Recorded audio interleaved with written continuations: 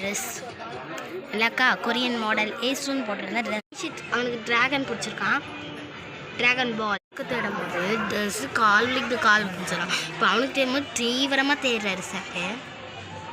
ஆனால் எந்த ட்ரெஸ்ஸுமே எனக்கு பிடிக்கல, செட்டவும் ஆகலை. ட்ரை பண்ணிக்கிட்டே இருக்கான். கரெக்டாக ட்ரெஸ் தான் வேணும்ன்ட்டு சொல்லிட்டு இருந்தான், ஆனால் ஃபுட்பால் ட்ரெஸ் எடுத்துகிட்ருக்கான்.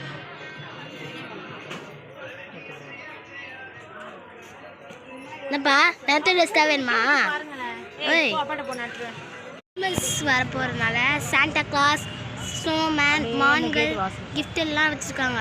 சூப்பராக இருக்குல்ல? மேலே பார்த்தீங்கன்னா ஸ்டார் லைட் போட்டிருக்காங்க.